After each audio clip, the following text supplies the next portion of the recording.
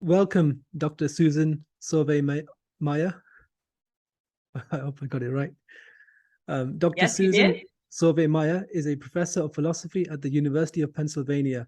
Her research interests include Greek and Roman philosophy, as well as the history of moral philosophy. She's published a number of books and papers, including Ancient Ethics, A Critical Introduction, and a translation of Plato's Laws, books 1 and 2. In addition to this, she hosts open access courses on Coursera, which are free and open to the general public. Dr. Susan, it's wonderful to have you here.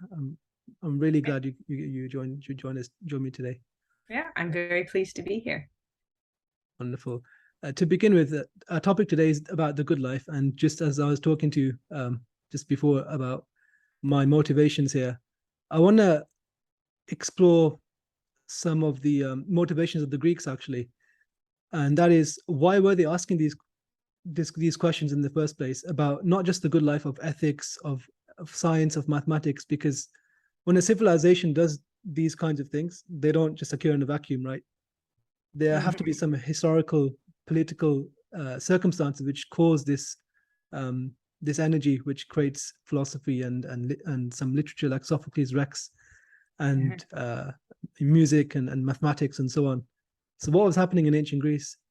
Well, I suppose that if any sort of, any sort of community, sort of any tradition, when it gets to a certain level, I guess, of material security, that you can have, cultural flourishing. So you mentioned these 5th century tragedians and the height of culture in ancient Athens. So that's the context in which we have our first recorded inquiries into sort of questions of, let's say, good and bad, or justice and injustice. We have a little bit of that. It's starting in the context of the 5th century.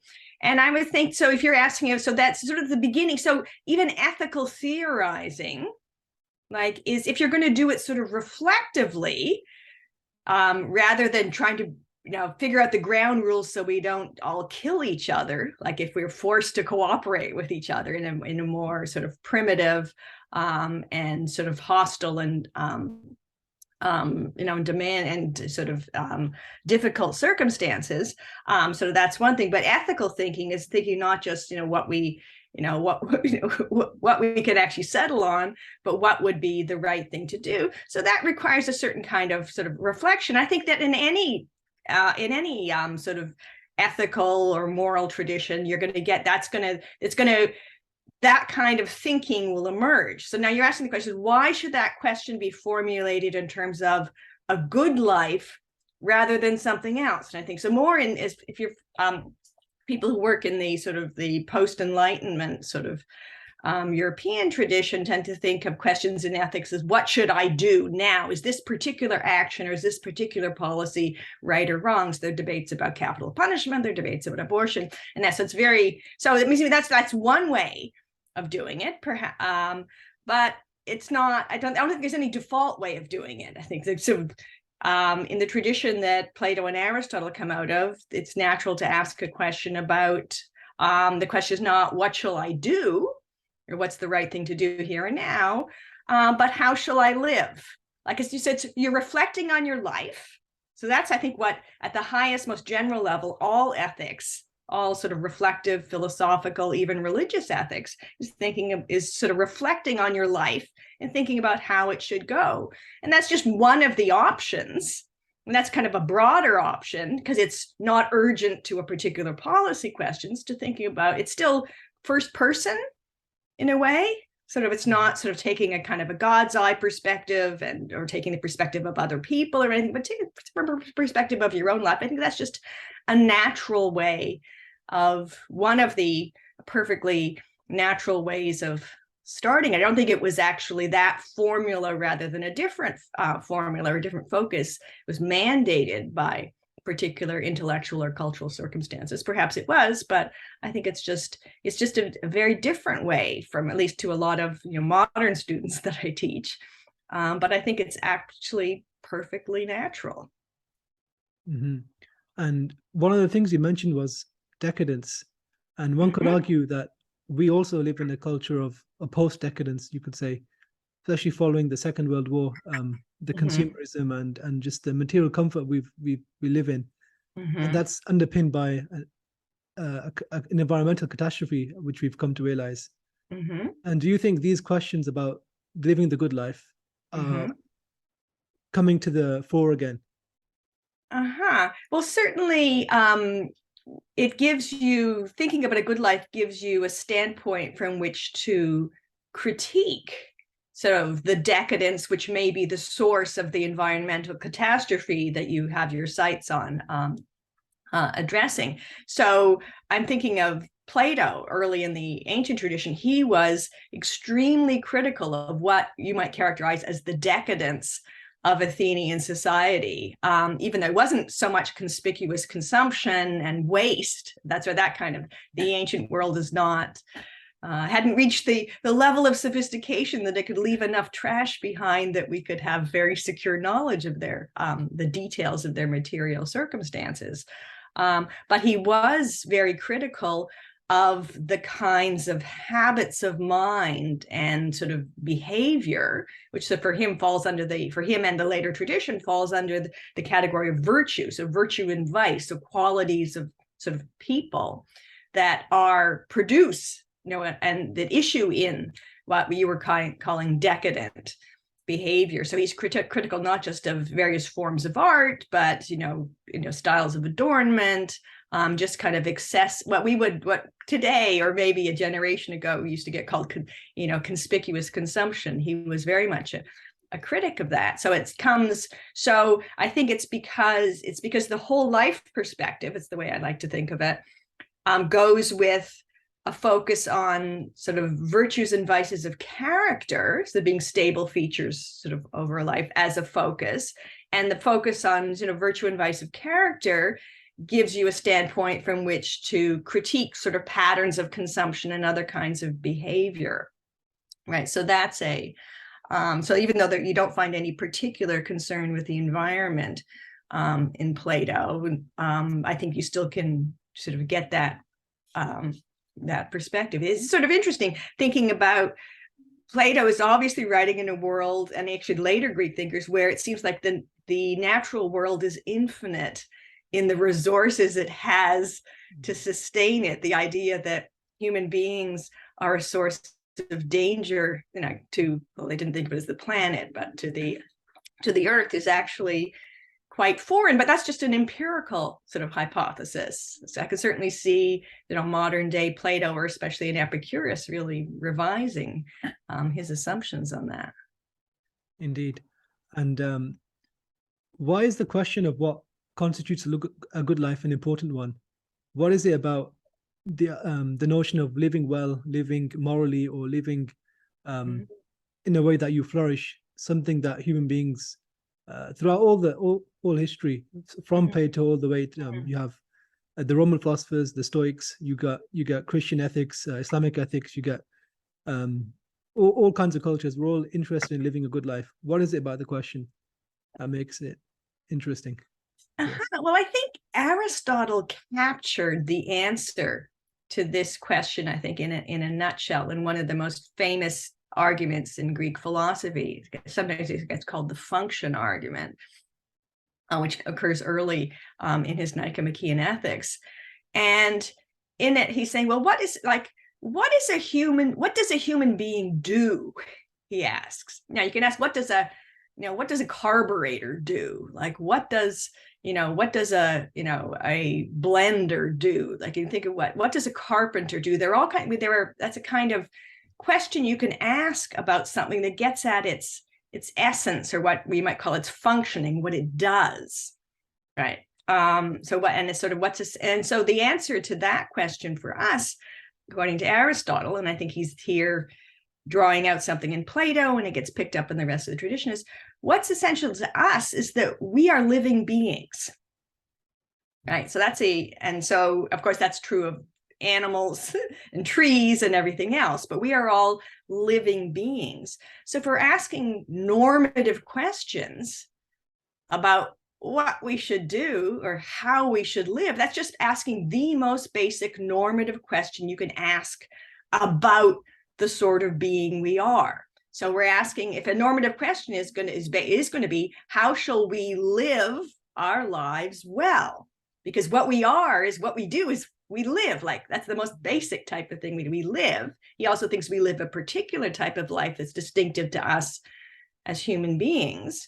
But the question still is, how shall we live? And the assumption is that we want the answer, what is living well, rather than we don't want to live badly, we want to live well. So the question about a good life is just, as I said before, a perfectly natural way of expressing a kind of normative question about a human, that a human being might raise about their own life. And if plants could, if the environment or if plants could talk too, like, and they could engage in that kind of reflection, that also would be the way to putting what is living well. Yeah, and in addition to living well, is also being happy, because no one wants to flourish and be miserable, if that's even possible. Yeah, so that's actually an interesting, now we get to an interesting terminological difference between us as moderns and the ancients whose work we translate into a modern language. Because when we talk about, you say, we don't only want to live well, we want to be happy.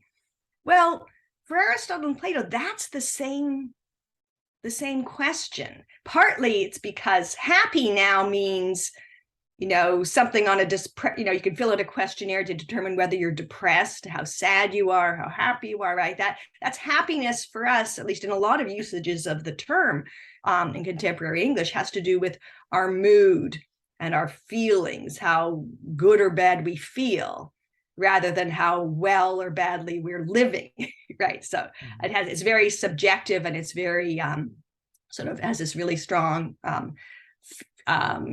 emotional or mood component. Whereas the term that we translate happiness from all these ancient discussions is eudaimonia, which Aristotle basically translates for us. He says, by eudaimonia, we mean doing well and living well. Basically, it's just a name for living well. It's just like it's intersubstitutable. And in fact, if you look at the etymology of the name, of the term eudaimonia, which we translate happiness, which is, again, the etymology is dead by the time Plato and Aristotle is using, but here's where it comes from. The eo is a prefix for good or well, and a daimon is sort of like some kind of god or spirit. So it's basically having a life that's sort of blessed by the gods, or a fortunate life, or like it's sort of the idea. So so the moral of the story is that it doesn't mean what we mean by happiness usually. It doesn't mean a feeling. It's broader than that. So in fact, there are debates in the ancient world about what eudaimonia is. There were people like Epicurus who claims it is pleasure. So Epicurean happiness sort of corresponds with the use of happiness by modern people. But the Stoics, for instance, at the other end of that, will say, no, eudaimonia is nothing about feeling happy. It's simply a matter of acting well. It's not about your feelings. It's sort of about the rectitude of your behavior, right? But that's actually a real debate. And if we're going to understand how there could be a debate, and the Epicureans weren't just right because if you could look them up in the dictionary, right? Then we have to understand that eudaimonia really means living well. So we have a problem when we're now talking about the ancient texts of what word do we use, to translate eudaimonia. And so most of us, or at least I'm sort of on the school that says we call it happiness, but we have a little talk about what happiness means. Because even happiness in English used to have a broader sense, but that's more archaic now. So anyhow, there's no, at least in the ancient tradition, there's no, at least as a matter of sort of before you start developing a philosophical position and asking philosophical questions, living well and being happy, that is eudaimon, that's the same thing. That's not, I guess, is it, better or is it more good? Like they're almost synonymous. Yeah. So being happy and being satisfied for most people and for most of the ancients is an important part of living a good life, living what we would call a happy life. But it's not the only part. And for the Stoics, it wasn't even a necessary part. So it's just like one aspect of it. And just to bridge two things together here, is you mentioned Aristotle's function argument, right? Mm-hmm. I want to ask, how does that relate to, because Aristotle's probably presuming to fulfill the human function, the telos, Mm-hmm. will make humans happy, you could say, right? Or to help come nearer to Eudaimonia. Mm-hmm. And what is that function argument? How does fulfilling the human function make us happy? Okay, well, so the basic idea is, well, when we talk about the human function, we're saying, and what do human beings do? On analogy to what do carburetors do, and what do blenders do, and what do carpenters do, what do pianists do, what do human beings do? Well, then and his answer to that is, what human beings do that is to live a kind of life, and the life that's distinctively human uses sort of higher cognitive powers. Right, so more than dogs and cats, certainly more than trees and oceans. But so we use our cognitive powers. Okay, so that's what it is to live as a human being. So what is it to live well as a human being? He says, well, it's to exercise those powers well, right? And for him, that's just as a matter of terminology, and we do something well, and because we have to have virtue at it. So because virtue is just a noun for sort of excellence, and excellence is not a noun for the superlative of good. So it's all connected. So if you want to find out what the good life for a human being is, you find out what the life for a human being is, and you figure out what living that life well is. And for him, that's a life of virtue, which is exercising our powers of of rationality. Sometimes it gets called that, sort of an overblown term, and using it and exercising those powers both in our interactions with other people in community, and in also, he insists, we also have to do it in the more solitary, purely intellectual activity, which for him is the closest thing to sort of religious study. I see. And just building on that idea of using the faculty of reason, where does ethics come into it? Because you could say, I could say, I'm using my faculty of reason in playing chess. Uh-huh. But if I play chess all the time, I'm not living a good life. I've got to do other things in life. I need to interact with people. I need to, go to the supermarket. I need to be a good husband, or be a good sibling, or be a good. Yeah. So actually, so for Aristotle, you use your powers of reason not only in like problem solving, in the kind of very kind of the sort that a really sophisticated computer could do well, like that playing chess, but the kind of thinking and problem solving and reasoning that's involved in being a good husband, being a good member of a community, right? So ethics, for him, again, there's all things, at least in an English philosophical vocabulary, goes back to Greek philosophy here. So ethics actually has its root in the term for character, ethos. And Aristotle says there are two kinds of excellence in the use of our distinctively human rational powers. One of them one set are excellences of character, and the others are excellences of thinking, more narrowly construed. And so the adjective for those excellences of character is ethical. So ethics is a broader thing for Plato and Aristotle in that tradition than sometimes it gets used today, particularly if you take an ethics course in a business school. Like ethics is about like money and cheating, whereas then people say ethics, whereas morality is sort of about sex and food and drink and that. But morality just comes from the Latin translation of the Greek term that gives us ethical. So it's that whole range of human behavior, how we interact with other people, what we consume, what kinds of intimacy we have and we respect. All of that sort of falls under the ethical and all of that also then since if you're doing well in that domain, making good choices, then you're exercising excellence, and that's being ethical. And that will make us happy as well, right? Well, again, that because happiness, I mean, making us happy isn't saying will make us feel good. It will give us a life that lives up to the standards for a human being. So you can think of whether a life is happy or not. It's harder. Like if you take a first person perspective on it, well, do I want it? Well, how will I feel about it? But if you take the perspective, let's say, of a parent and what you want for your children and your children's lives, you care about whether they feel good or bad, but you wouldn't want them just to have a life of sort of unmitigated good feelings without, good deeds and development of talents and, living in, proper social circumstances in a free society, all those things. So all of those are components of a good life that it's easier to recognize if you take the loving perspective of someone who really wants that person, as we want our children to lead good lives. And so I think that's the perspective from which we can really appreciate, I think, what the full almost objectivity of a good life there is that goes with happiness, is the way the Greeks use the term, rather than the subjectivity that when he says, but will you be happy? Yeah, I see that. Viktor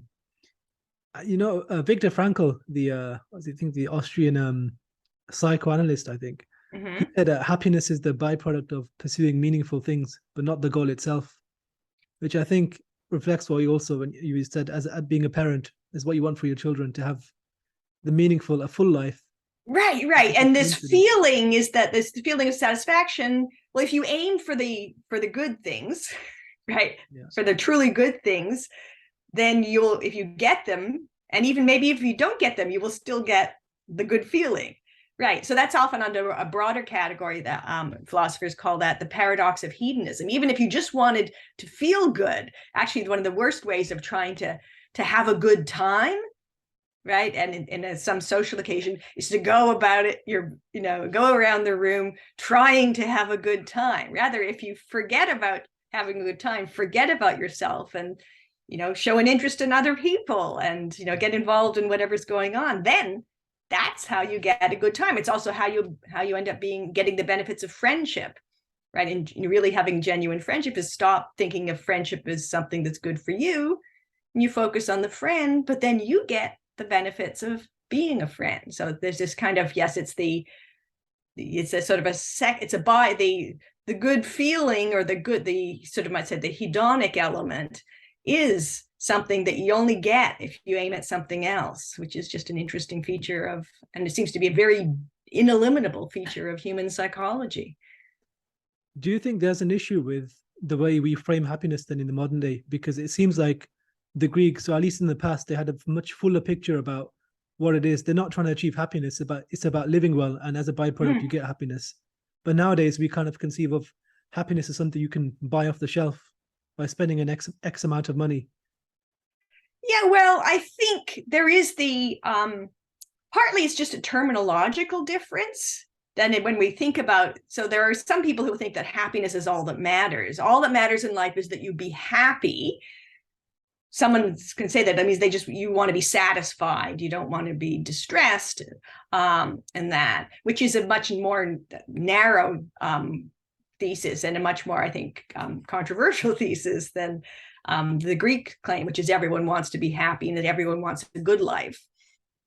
But then there's also but then sometimes it's just the narrowing of happiness to mean this feeling. I mean, we can't control what language does. I'm a language nerd, and I just find it absolutely fascinating the way terms as they were used acquire and change meanings over time, especially as we go through translation and different, cultural shifts. And I think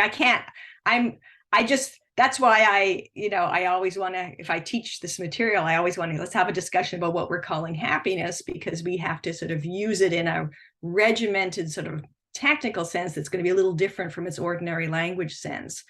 But that's, so to the extent that, there are moderns who think that happiness is just, a feeling of satisfaction. Well, if that's a thesis about the good life, I think there were ancients who thought that too, and Plato and Aristotle engaged them and critiqued them, and same way we can do today. And if there are people who think that happiness is something you can just buy off the shelf just by going out, there's this one book you can get, or if you could only get that job, or if you could only get this, and then experience shows that actually doesn't work very well.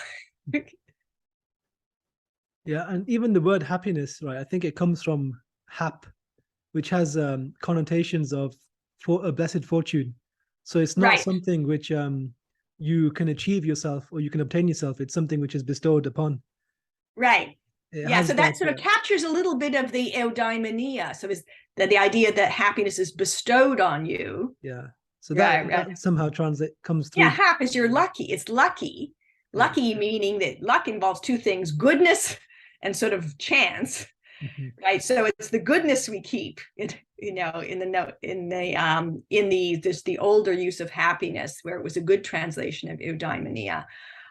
So another actually analogy that helps here for people who sort of know sort of the Christian scriptures in Greek, right? So in the Sermon of the Mount, there's this famous refrain: "So blessed are the meek, so they shall inherit the earth." And so if it says blessed are the, then fill in the blank for some sort of virtue term. And blessed there translates makarios, so which in the Greek of the New Testament is virtually equivalent to eudaimon, right? So there again, so you have, again, it still has this kind of God-granted idea to it, but again, it doesn't, at least in the New Testament, it's a highly theological context.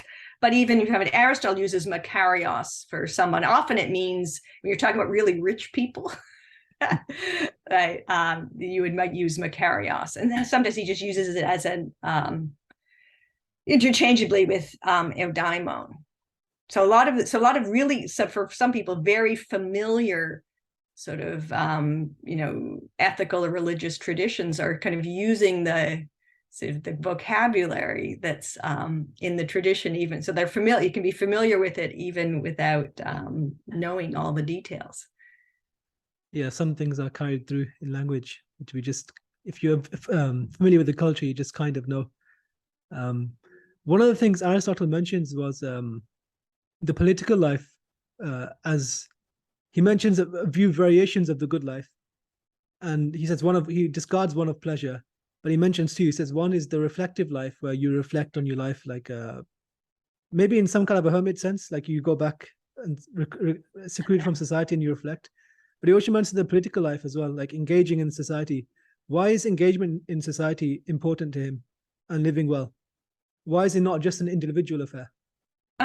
So that's interesting. So first, of a slight correction to your interpretation of the terms sort of reflective and political in this context. This is early in Aristotle's Ethics, where he said, look, we're interested in the good life. Here are some going views that people have. Okay. Some people think the life of pleasure is the good life. Some people think the political life is it. And then he says it's the life of reflection.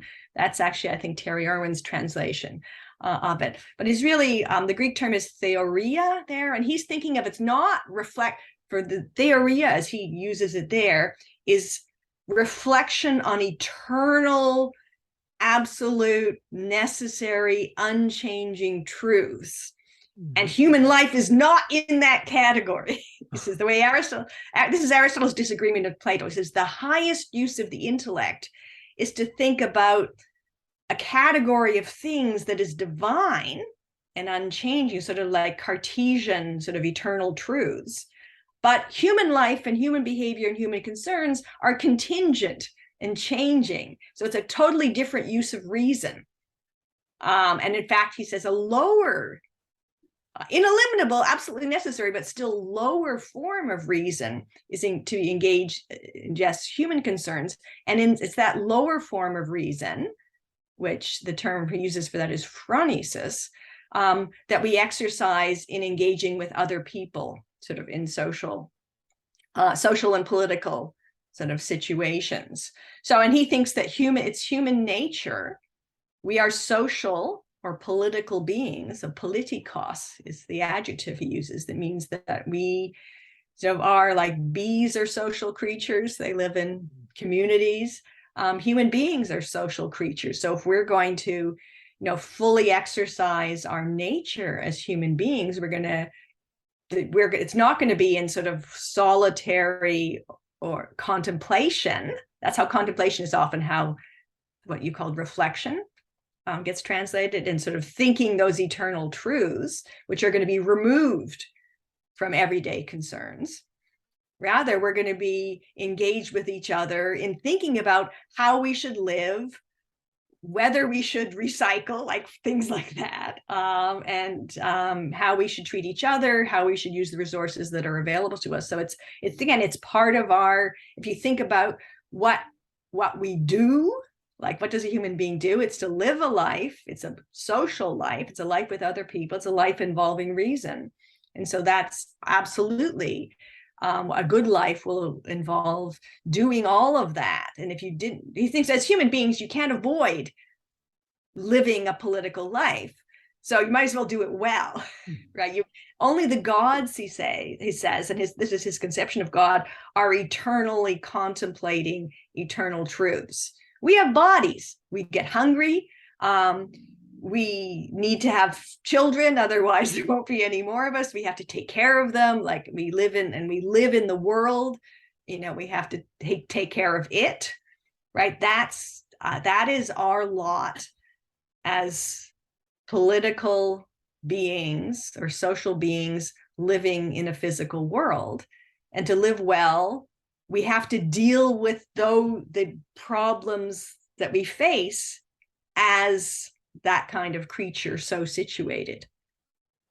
So would a person who's let's say they're a person of good virtues, but they don't engage in the civic sphere, would that person be living the good life according to Aristotle? No, for Aristotle, because it would be, a person who never engaged with anyone else. Well, I suppose that's one way. That's thinking of the philosopher kings of Plato's Republic, except the philosopher kings have to come down and do their stint in government, right? But you might think, well, what if there are enough of them? And if you got to, it'd be the equivalent of All Souls College at Oxford, where no one has to teach anything, no one has to do any administration, no one has to do any of that. Would that be someone exercising, that would be somebody who never, I guess, would only be exercising the theoretical virtues and wouldn't be exercising any virtues of character. I think, or let's suppose everyone, and then a community of such people, well, still they have to deal with each other, right? In which case you need those, what he calls the political virtues. And if they are just being cared for by a community that as often a larger community will support, so this sort of enclave of people who just get to live this godlike life, whether it's a life of study, whether it's religious study, or whether it's this more just theoretical sort of study that Aristotle has in mind, you can have that. But that's not the life lived by those lucky creatures who don't have to attend committee meetings and don't have to mark any papers, don't have to take out the garbage, don't have to worry about whether their kids need new shoes, right? Those people, they're not virtuous, like virtues of character. They're not vicious either, because that's just not a human life. I see. That makes sense, because one could also say that, can one really be virtuous if they're not going to engage with their fellow human beings? Yeah, no, I suppose if you could actually, I suppose the arrangement you make with your fellow human beings is, here's the boundary of my existence, and drop off the groceries at the door and like that, and I won't see you, and that. But even that is actually engage. That's an arrangement sort of with them. So, and it could be an ethical or it could be an unethical arrangement. So it's sort of hard as human beings, it's hard to escape the ethical implications of how we choose to spend our time, to the extent that we're making choices about whether we're engaging in this sort of socially unconnected activity, or whether we're engaging in sort of socially connected activity. That's a choice, and that's actually falls within, the realm of ethics. And so then you can say you either made a good choice or a bad choice, so it's either living well or living badly. And one of the interesting things about the Greeks, is, which differs from, I think, religious traditions, is how they determine ethics. Because with religious scripture, you have, a divine kind of document which says X is bad, Y is good, and so on. Yeah. But the Greeks didn't have that. Or No. they might have had that, but they refused that. Aristotle had his own way of determining what was good, what was wrong. Could you Right. talk a bit more about that? Yeah. So this in the pagan, so definitely this is, this pagan tradition. There's nothing that functions like scripture to them. To anything, the works that anyone would know, at least anyone whose opinions got into the recorded record we have, is Homer, and maybe then later the tragedians. But those are like stories, right? They certainly provide role models. Mm-hmm. And in fact, they functioned, Homer and tragedy functioned as sort of ethical ideals, sort of in the later tradition, but they didn't, give, they certainly were not commandments from the authority of a lawgiver. It's actually quite foreign, or at least I'd say it's quite absent from the Greek tradition, although Plato does devote some attention to this question. And his very short dialogue, the Euthyphro, which is about piety, and he does, there's a very famous argument in there where he sort of asks about, there's this stuff the gods like us. There are things if we do it, the gods will approve of us, or they'll love us. And there's stuff that if we don't do it, the gods will disapprove of us and they won't love us. In fact, they'll punish us. And he says, well, do they love us because what we're doing is right? or is what we're doing right because of their approval? So that's sort of the earliest, interrogation sort of in the European tradition of the question of whether sort of divine authority can be the source of moral and ethical rules.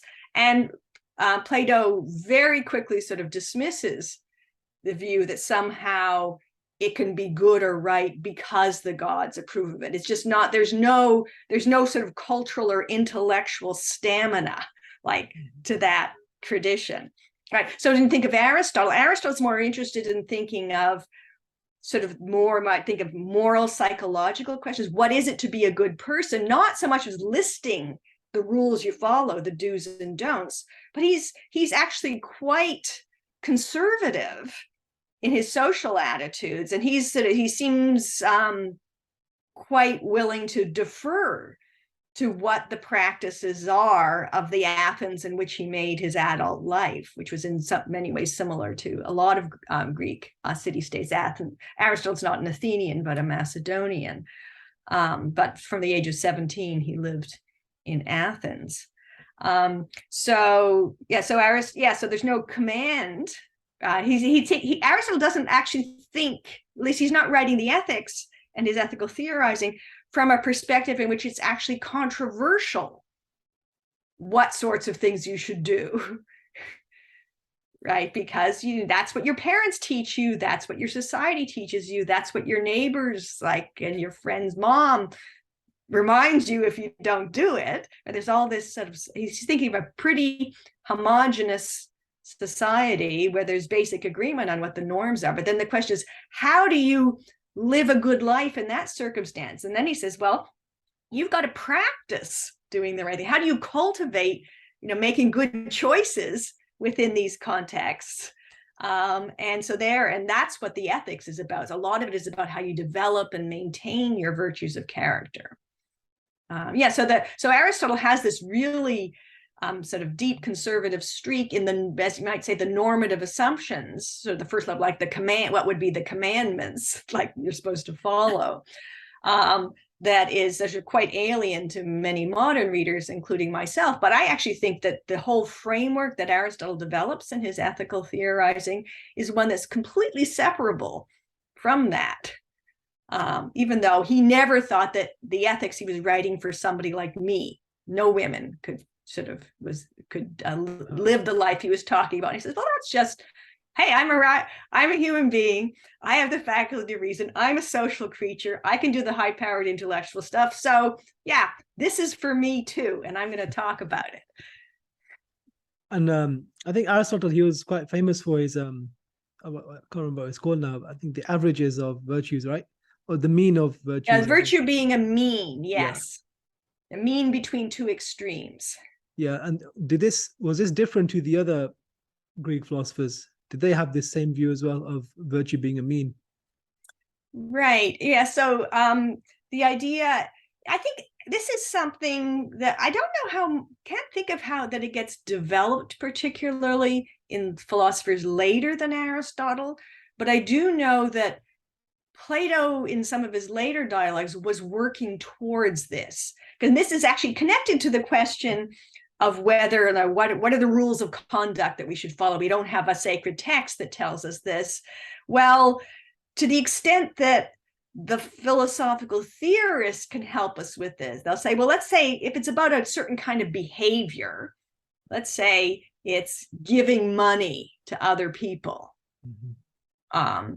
So that's something you can do too little, and you can do if you never do it, and you do too much if you give all your money away and you can't support yourself or your children. Right. So finding these, and there are two kinds of vices of excess.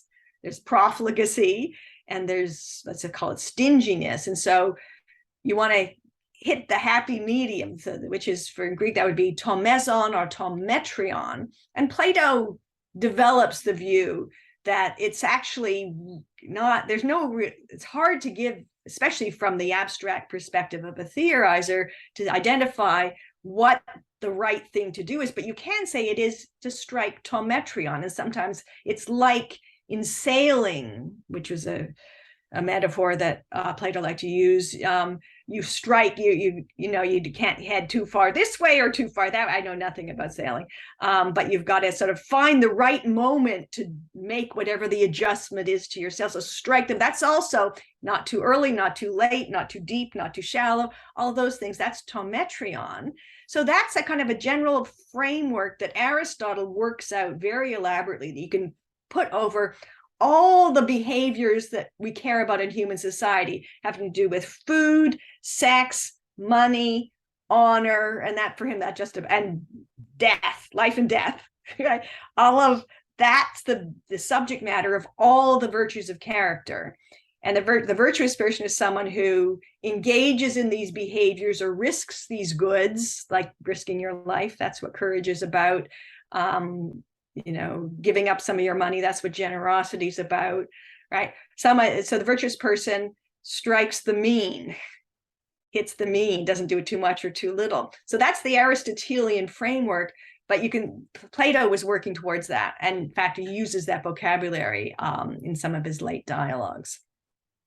When I came across the Aristotle's framework for ethics about the mean of virtues, mm-hmm. that resonated with me quite a bit, because I think as a Muslim, that's very similar to our ethics. Maybe the two are influenced because there was a time when Arab philosophers were picking up Greek works and translating them. So it might have. Yes, where Greek philosophy survived largely because it was translated or taken up in the Arabic world. And in fact, it got back into Europe sometimes from being translated from Arabic into Latin. Yeah, it's actually part of the, I think if you want to become an Islamic scholar, part of the curriculum is a lot of Greek philosophy is in there as well. Like the whole field of theology, it's about logic and all these paradoxes. That's Aristotle's Organon. It was a great, a very important text in the medieval Arabic tradition. And I found his ethics quite useful when I was studying about the environment as well, because issues of the environment, it's not so plainly cut down your emissions, because especially in economic development, if you tell, like most developing countries are trying to come out of poverty, and you can't tell like someone who's struggling with their food, cut down your emissions, because their priority is the environment. So how do you juggle these two virtues? I think the idea of finding Think of the recent history of Sri Lanka, Yeah. right? So, an economic collapse precipitated sort of by sort of this radical sort of no pesticides or no policy, or so that's an exaggeration, but that's saying, okay, emissions from nitrogen fertilizers are bad, so we've got to reduce them, and so you can just take them to the extreme. But rather than, okay, but you have to live as well, so maybe it's the global community. Why not just have this, let Sri Lanka have the same standards as Denmark, right? Yeah.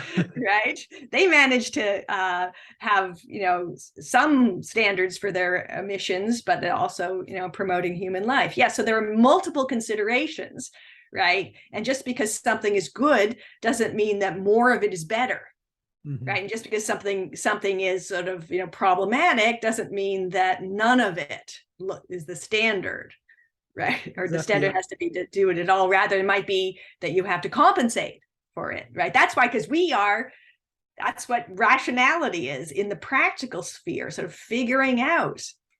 There's not always just it's not just a single variable that that you're controlling for. Rather, the doctrine of the mean, I think, encompasses the fact that multiple considerations are involved. Yeah, so I think that I totally agree with what you said. Yeah, the doctrine of the mean is really it's really applicable for our politics today. Everything's so black and white. My next question, right, is one of my last ones now, and I want to take it to a more practical side.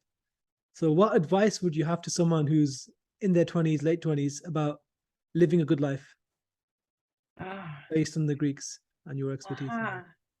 Well, it's giving advice, life advice is I'm 27, so I can't give life advice yet. Well, no, but I'm actually saying it's such a presumptuous thing to do, right? In a way, partly because it's as if life gives you experience. Well, you can say, well, don't make the mistakes I did. You can say, but I guess to the extent the advice that you might get from the Greek tradition, I think certainly is.